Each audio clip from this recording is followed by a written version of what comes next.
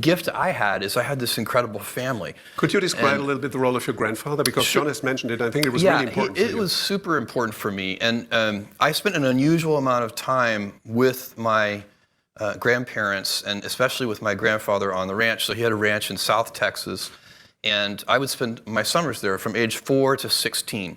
And when I was 4, they were taking me for the summer to kind of give my parents a break, sort of because they were so young.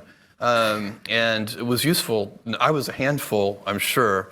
And anyway, he created the illusion for me when I was 4 years old that I was helping him on the ranch, which of course could not have been true, but I believed it.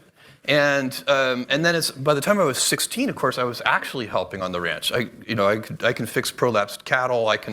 We did all of our own veterinary work. Some of the cattle even survived. And we fixed windmills and laid, water pipelines and built fences and barns and fixed the bulldozer that you guys talked about.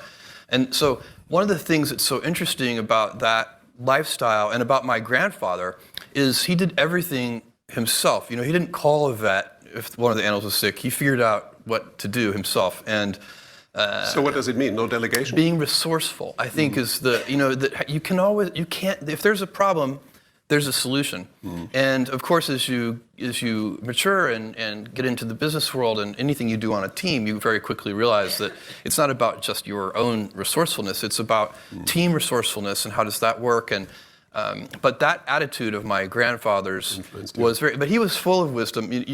John mentioned the story about the words my grandfather gave to me at one point of, it's harder to be kind than clever.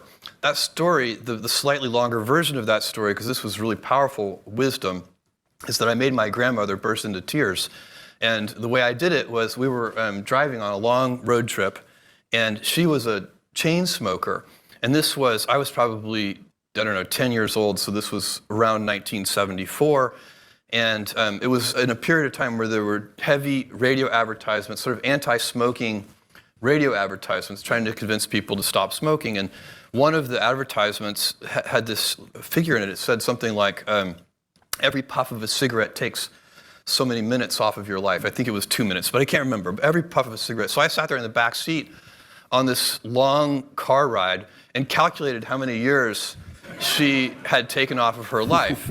And in my 10-year-old mind, I had been extremely clever to do this. And so when I was finished with my arithmetic, I proudly announced to her how many years she had taken off of her life.